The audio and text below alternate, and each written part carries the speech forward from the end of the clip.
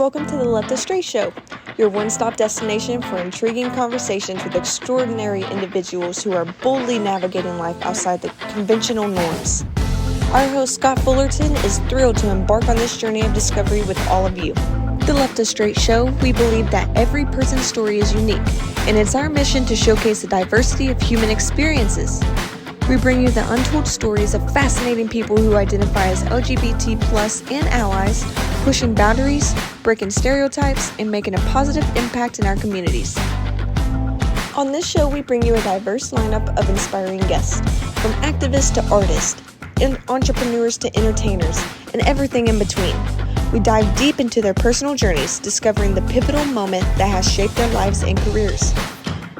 You can expect thought-provoking discussions on a wide range of topics, from LGBTQ rights, social justice to arts, culture, mental health, and more. Our guests are change makers who share their insights, challenges, and triumphs, igniting conversation that promotes empathy, understanding, and love. So whether you're part of the LGBTQ community or an ally looking to expand your knowledge and show your support, the Str8 Show is for you. Together, we can build bridges of understanding and acceptance, celebrating the beauty of what makes us all unique. So sit back, grab a drink, and get ready for the show.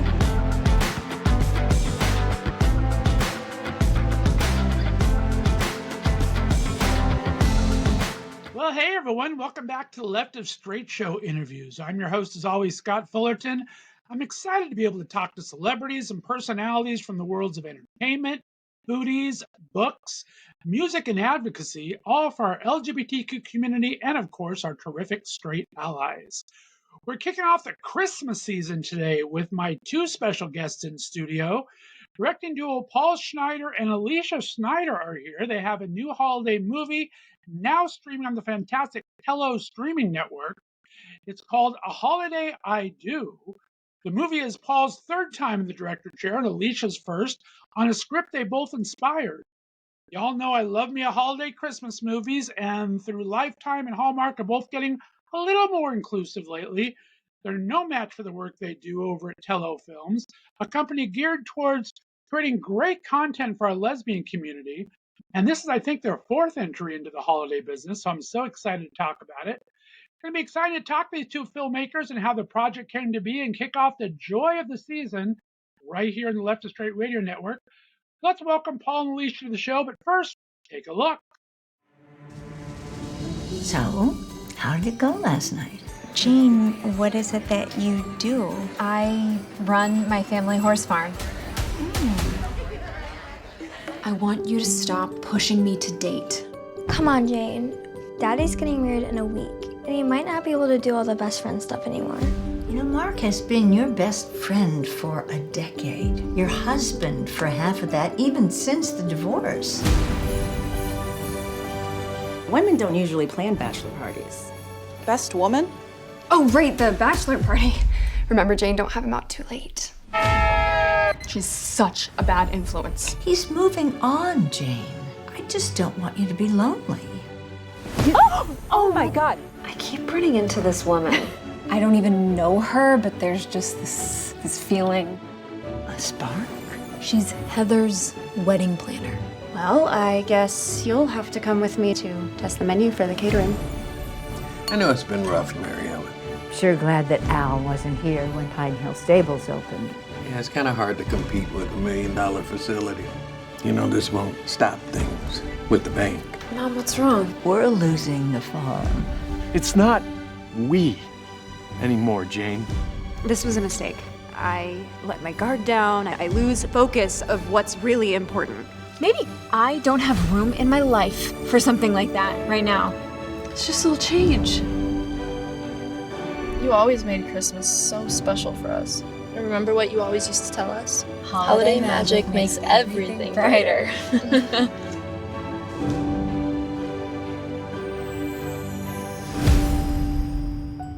It's never actually as easy as pie, is it? Except when it's pie. And we are back. That was the trailer for the movie now streaming on the fantastic Tello network called A Holiday I Do. And we're welcoming to the show Paul and Alicia Schneider. Guys, how you doing today? Hey, good. How are you? Happy holidays. Thanks for coming on the show and kicking off our season.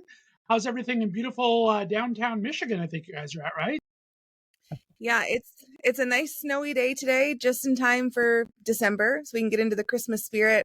It is really coming down out there today. There you go. Well, like I said, we saw our first little fluffies here in Northeast Ohio, so I'm getting ready for it. I'm a California boy at heart. I was born and raised in Southern California, and I forget about it until right around this time every year. Then it's like, okay, I guess I should pack the shorts away and pull out the sweaters. It's time to change season. But I honestly forget about it all the time. It's crazy. Well, guys, welcome. I want to start with two questions I ask everybody for their first time on the show. We'll start with you, Paul. Tell me a little bit about where you grew up and what kind of a kid were you growing up? Were you always interested in motion pictures? Yeah, well, as a kid, I was actually homeschooled K through 12. So that gave me a lot of flexibility when it came to my schooling. So as long as, I had good enough grades in the the essentials of math and science and all that, my mom, she let me do whatever I wanted for my extracurriculars. So I was animating my Lego sets with my dad's camcorder at 8 years old.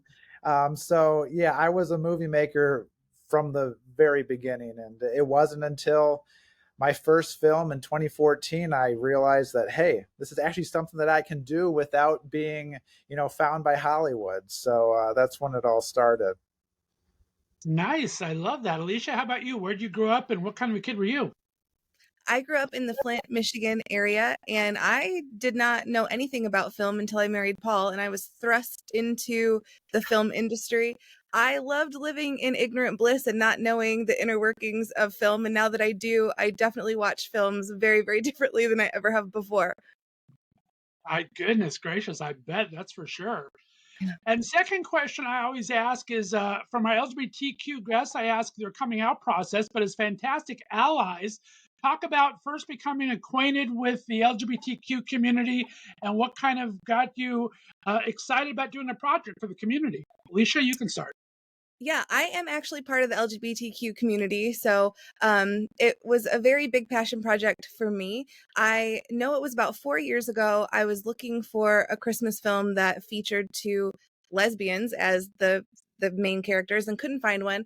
And luckily I had Paul who could make a film. And I said, hey, let's do this.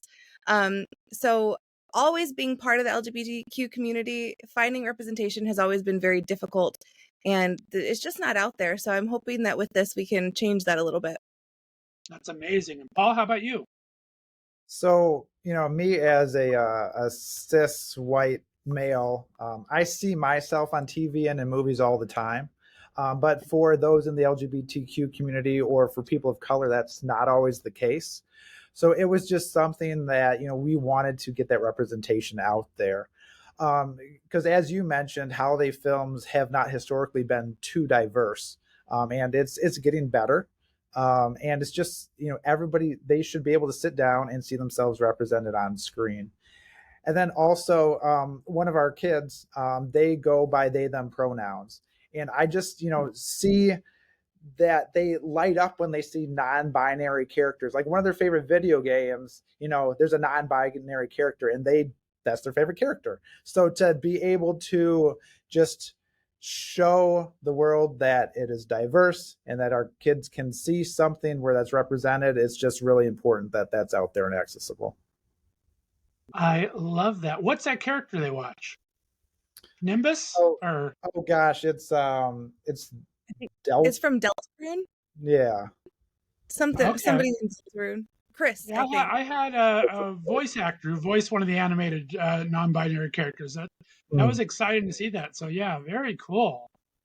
Well, thanks you guys so much for putting it out there. Let's start with a story. I mean, this was your guys' concept. You had Melinda, I believe, do the screenwriting for it. But talk about the story and how that came about. So as far as the story, it was something where, so historically, in my previous films, I wrote the first one. I was the hired on director for the second one. And I'm just really slow when it comes to writing scripts, and especially for this one, I wanted the voice to be correct, and I wanted it to be a lot more collaborative. Again, it's because it's not me being an ally; it's not my direct point of view. Right. So with that, me, Alicia, Melinda, we collaborated on the story. We put together a spreadsheet, and I love me a good spreadsheet. So each line was 1 minute of the film, and so we figured out all the story beats, and then Melinda, she just visualize that, and then once you finally put pen to paper, she knocked out like 40 pages the first day, and the first draft was just amazing, and got a lot of input from different people in the community, from the actors. We gave them a lot of leeway to make the characters more authentic to themselves, so it was a very collaborative process. Nice. And Alicia, I want to ask you, talk about what tropes were you kind of trying to follow and what were you trying to break ground on? Because, I mean, this could very easily switch to the husband falls back in love with the wife after everything goes together there, but it just turned into a beautiful lesbian love story. So talk about what were you trying to follow in the Christmas kind of mold and what were you hoping to break ground on? It was really important for us to follow somewhat of the Hallmark script guidelines. Although it was important for me to not have a coming out story, I was adamant about that from the beginning. And luckily, Paul and Melinda were very, very supportive of that. I think that we see a lot of coming out stories in these types of movies. Any sort of, LGBTQ movie, it seems that there's always a coming out story. And I so badly wanted this to be on the other side of that.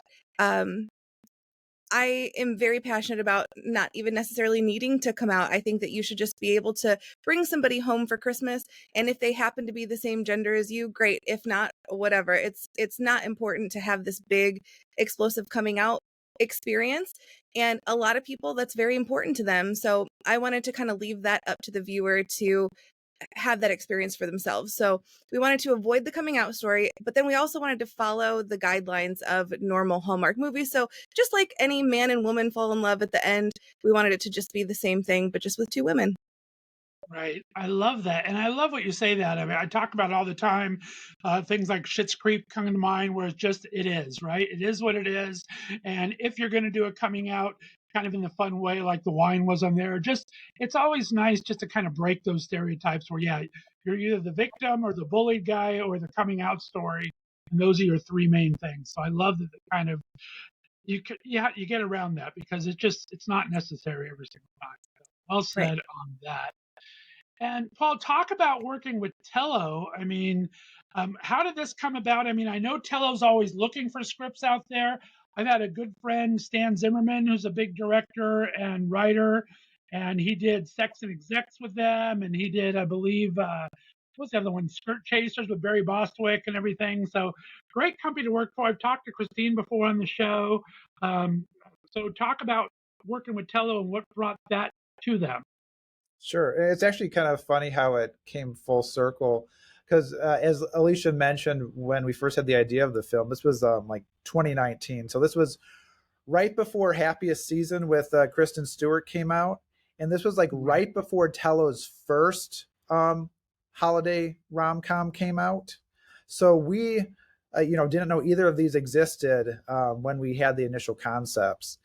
And this year when we were looking to release, we talked to so many different companies, Hallmark and Lifetime. Like Hallmark's comment was that it didn't fit their brand. So hopefully that wasn't what some people might think that means as far as their beliefs and as far as the content. But it didn't have a Balsam Hill tree in it. That's the only reason they didn't do it. Right. You have to have a Balsam Hill tree to be on Hallmark. There we go. But as far as with Tello, we had the initial call with them. This was the first year that they didn't produce their own holiday rom-com. So they did not want to let their audience down as far as having, a new one to watch this holiday season. So it was just a perfect mix of they needed a holiday film.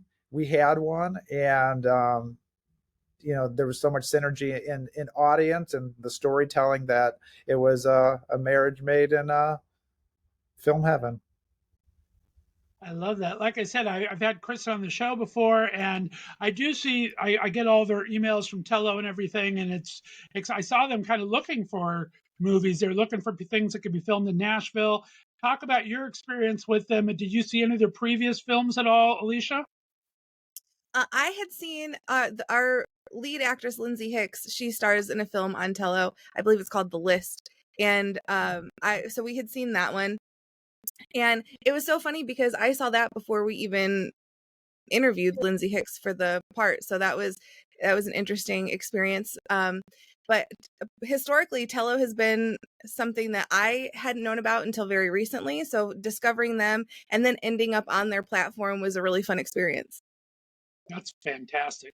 I love the stuff they do. Christmas Ranch, I mean, we're going to talk about casting next year. You guys have some amazing cast. Christmas Ranch had Lindsay Wagner, who I'm just in love with and everything, from Bionic Woman and all of her fun stuff. And they just find some great people to pitch their films. And let's talk about this cast. You mentioned Lindsay, and you talked. Go ahead and talk about the casting process. Did you guys do the casting yourselves? Did you have someone help you? How did that work out? So as far as the leads and the supporting actors, so Lindsay Hicks plays the lead, Jane. She's a single mom and a farm girl. And then her love interest in the film is Sue. She's played by Rivka Reyes. You know her from School of Rock with Jack Black. And then Jane's mom is played by Jill Larson. She was on All My Children for 20 years. And then the closest thing to an antagonist in the film is a banker that's foreclosing on the family farm. She's played by Marsha Warfield, who you know from Night Court. She was the bailiff in Night Court. And as far as the casting process, our casting director was Carmen Alio. He was the first inclusivity director for a Netflix series, so representation was super important to him as it was us. So that was something that was always front and center when it came to any casting decisions. But we weren't trying to just. That being said, we weren't trying to fit people in boxes. Queer people in queer roles was very important, but the final casting, I mean, it was just I could not have expected a better cast as far as chemistry and just diversity and looks and talent. It was amazing. I love that. Alicia, give me your take on it. I mean, I call myself a gay bear of a certain age. Marsha Warfield came out late in life, which was awesome. And you have all these out and proud people working for you. What was the exciting part for you to work with these people? I mean, the exciting part was just being around such great energy. I mean, having that many LGBTQ people in one room is always a fun time. And so it was important for us to have, like Paul said, queer people in queer roles. So every single person that played a queer person on screen actually identifies as part of the LGBTQ community in real life. And that was something that was really important for us. And just being around all of those people with all that great energy, it was fun. We were listening to the best music because obviously we have the best playlists. And it was just a really, really fun time. I love that. And Jill Larson, I'm old school, All My Children, when she was around back in the day. So it's fun to see her. Plus, I mean, she's known for that one horror movie. I forget what it's called now, but she actually had Hogan. Yeah, and she had a gay daughter in that one too. So that's kind of fun, full circle moment. So I like that. That was very awesome. And the Givens and Noelle, perfect casting, so much fun. Seeing all that holiday cheer out of Noelle was just, I love that. I thought they just all played their parts so well. I don't think you could ask for anything more. You talk about the only antagonist kind of sort of being Marsha. I'm sure the girl that played Heather was kind of, you thought she was a little bridezilla in the beginning, but she turned out to be kind of not so bad, right? Mm-hmm. Exactly. As far as some different reviews that have been coming in on the film, they make note of that as far as there's not the clear cut villain, and there's not the some of the tropes, we kind of go beyond some of those, and it is a community in the film, and it comes across as a community that's supportive. So it was something that I'm glad people are seeing as far as commenting and on the film. Yeah, me too. I thought it was great representation that way. And I thought Elf on a Shelf had a very playfully done. I thought you guys worked that in. Great little character device there. That was fun. Whose idea was that? Oh, I think it was a culmination of all of us. We wanted to have a little bit of Christmas magic kind of sprinkled throughout the film. And so instead of actually doing the, kind of cheesy Santa magic, we thought that just having an elf just showing up every now and then kind of as like an Easter egg. I think we actually said we wanted it to be like the pineapple on Psych. You know how every episode of Psych, there's a hidden pineapple. We wanted, a couple of scenes in the movie to just have the elf just sometimes it's hidden in the background, sometimes it's front and center. It's just nice to have that sprinkled in there. No, I love that. It really brought some continuity to it. It's so much fun. Let's talk about directing. This is, like I said in the intro, Paul, this is your third time at it. Alicia, let's start with you, though. First time behind on the director's chair there. What kind of a learning experience was it? What was the exciting things? What was scary as hell? Well, it was all scary as hell. I could start there. It was terrifying. My actual director debut, it was a couple weeks into shooting, and I didn't know that I was going to be directing by myself until about 20 minutes before it happened. Paul came to me. He was like, "Hey, I'm going to need you to go shoot at a different location. I'm not coming with you." And I said, "Oh, cool, great." Luckily, I had a really great co-director, Matt Santia, who helped walk me through it. He had directed before. I think that the best part for me was just taking control. I'm a Virgo, so I always want to be in the director chair in all different walks of life. But it was very scary. Luckily, I had Paul, and I've been watching him direct for years. And so I just kind of mirrored him, and it turned out great. I love that. And Paul, like you said, third time, second feature, you did a short before as well. Talk about what was the similarities and what was it like different? You've always kind of done it on your own. What was it like having a co-director to work with? It was definitely nice having more of a support system, so I wasn't the end all be all. But and then so Alicia and I were both co-directors and co-producers, so that was probably the extra layer of stress added on to this project in particular, because having to wear both those hats when you're running behind schedule, you're just seeing dollar signs fly out the window. So that was definitely a difficulty. And we were also filming during the height of COVID as well.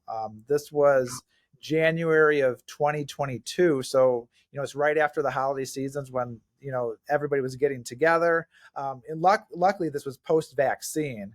And of course, we took the COVID safety super seriously. That was the utmost importance. We had the COVID safety officer and everyone wearing masks on set and PCR tests 2 days before and follow that. But just having that dynamic added on top of all the other stresses, it just, you felt like you were one positive COVID test away from it all being lost. But luckily, we have an amazing film at the end of the day we have to share with the world. There you go. And talk about, are you able to turn it off now? Your co-director, once you get home, are you able to get out of director-producer mode and just go back into our normal life mode? Or what's that like? It's actually something I'm still struggling with a couple weeks after the premiere. I don't know exactly what to do with myself, but at the same time, it's a relief. So it's just kind of a weird limbo mode. It's been different for me. I turned my director producer hat off as soon as possible and just tried to be there to emotionally support Paul through the rest of it. But I was ready. Making films is the hardest thing I've ever done. And I've built a few businesses from the ground up, and this is the hardest thing I've ever done. So I was ready to take that hat off at the end of the day. And I still have hat hair from it, but we're working through it. There you go. Oh, good comment. I love that.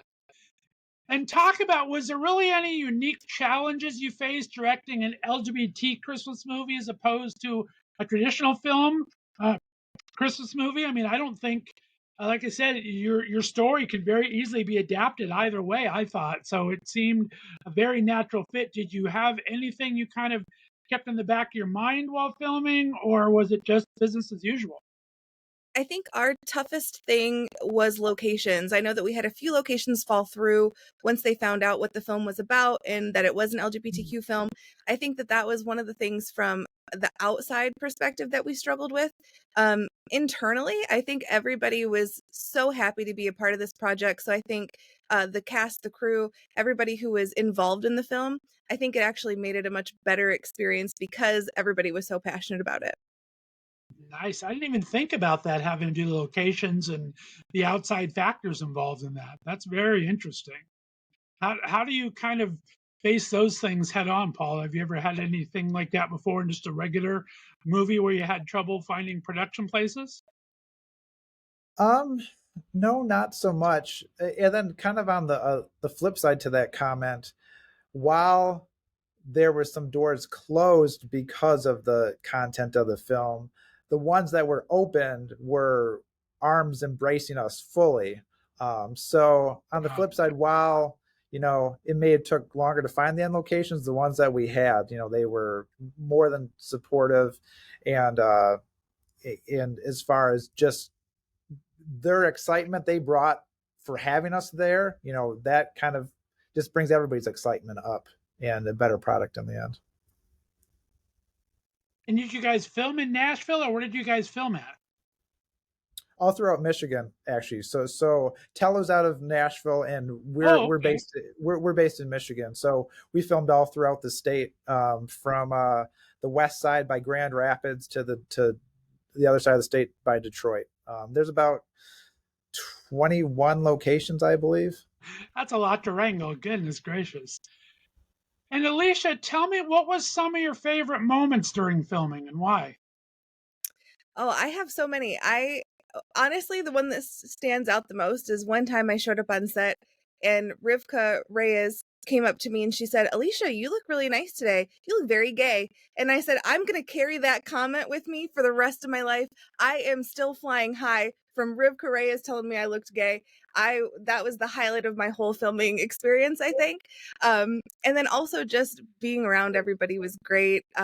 Working in the snow had its challenges, but I think that it came out, I mean, just the snow footage that we got is gorgeous. And so even though it was tough, it was wonderful. And we filmed at a farmhouse in the middle of nowhere. So we filmed in Bancroft, Michigan. Literally, there is not a town for miles.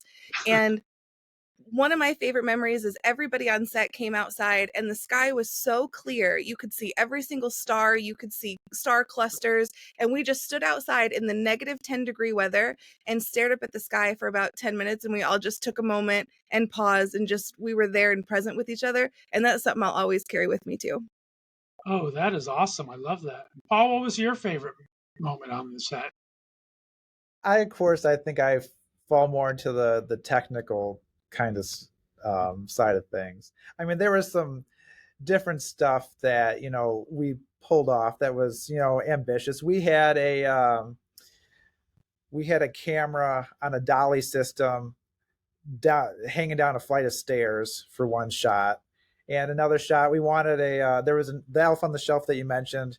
He was up in the rafters in the kitchen, and so we built a kind of a way to do an over the shoulder over the elf to the other actress. So there's just interesting stuff like that. That was a lot of fun. But as far as just the overall vibe, everybody was having a lot of fun. There was a dance scene with Jill Larson that was not in the script, but she just, had fun baking and dancing to a Christmas song for, we filmed it for probably 20 minutes and she was just ad-libbing things. And it was just a few seconds in the film, but stuff like that was really fun.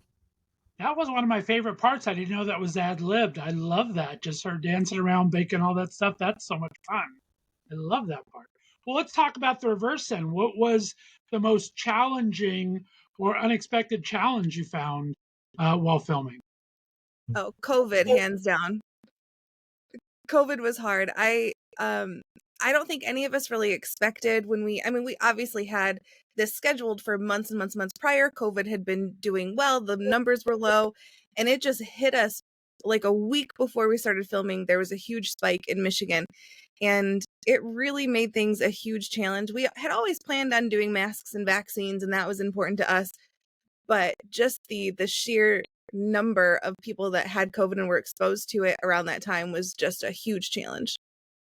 Oh, I bet. Goodness gracious.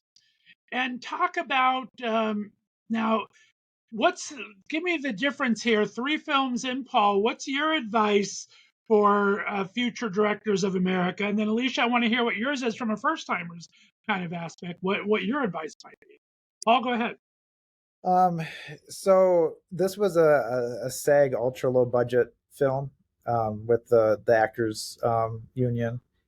And so, they have, strict policies as far as turnaround time. So the 12-hour turnaround time between when you end one day and you start the next, that is super, super important.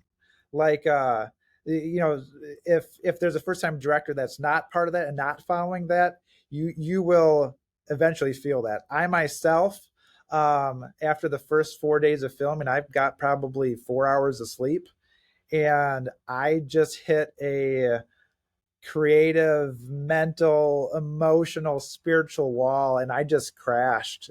I crashed hard. Luckily, I had the support system there to keep the ball rolling. But yeah, you need the rest in between. I bet. And give me your perspective as a first-time director. What do you recommend to people that are kind of doing their first time or just getting into this, Alicia? I think, do what I did, just jump into it. I didn't do much thinking about it. That's kind of how I spend my whole life, is I just close my eyes and jump. And at this point now, I can say I've made this film. I'm very proud of it. And it was really hard. I think just making sure that you have a mentor or having somebody to look after you while you're doing it is super important, but just do it. Once you do it once, then it's just, I don't know if it's easy. Paul, you can tell me if it's easy from here on out. Probably not. But now I have it under my belt and I kind of know what to expect. So just close your eyes and jump. Just do it. I love that. Well, there's so many great parts of the movie. I love that it opens in a speed dating scene. It kind of sets the tone right away of what the movie's going to be about. So I thought that was excellent. The booby cupcake she turns into Santa's was inspired. I think that was hilarious. So great job overall, and I'm so excited for you. What's projects coming up? You have a next project in mind yet? Do you like the Christmas movie now? Do you think you do another one, or are you on to different pastures now? We were joking about if we did a sequel to A Holiday I Do, that would be like a Christmas cruise ship something, because I don't know if I'd ever film in actual Michigan winters again. But as far as next projects, there's a handful of different ones that we could jump off and do. There, in particular, one of the ones that'll be one of the next few projects, just depending on how things turn out. There is a book that we're looking to adapt. It's called Serial Showgirl, and it is about a young drag queen whose best friend is raped, and so it's kind of a vigilante type story thriller. Oh, wow, that could be amazing. Alicia, what about you? Anything that you're excited about, or anything you hope you guys do in a future project? I would love to do a sequel to A Holiday I Do. And I know, talking about Serial Showgirl, the person who wrote it was the writer of our film, and then also the drag queen who played the drag queen in the speed dating scene. They wrote Serial Showgirl. So I think that would be a fun one to adapt to. Other than that, I think I'm going to let Paul take on the movies from here on out. There you go. Time to start business number 3, startup number 3, right? Exactly. Very, very cool. Well, guys, this has been so exciting talking to you. Like I said, the movie is streaming now on Tello. You can find it everywhere. Congratulations on such a great movie. Thank you so much. Let everyone know where they can find your production company, where they can find Tello, and where they can maybe follow you guys on social media if you want. Probably the best one-stop shop to go to get all of those links would be aholidayIdo.com. And so that would link to the production company. There's the links to the film on Tello, and then also the social media. Fantastic. Well, guys, stay on the line for me. Again, I appreciate talking to you. We're going to have a special 5 questions with both Paul and Alicia next Tuesday, so be sure to look out for that. It is officially the holiday season here on the Left of Str8 Show. Thanks so much for tuning in. Happy holidays to everyone, no matter how you celebrate. We hope you're with your friends and loved ones. We'll talk to you all month long, every Thursday and Friday, a brand new interview right here on the Left of Str8 Show. Bye, everyone. Thanks for listening to The Left of Str8 Show. Be sure to subscribe on your favorite podcast distributor, and please give us a 5-star rating so more listeners can find us. You can follow us on social media, and be sure to check out our website, www.leftofstraightradio.com, for contests and other news and information. See you next week.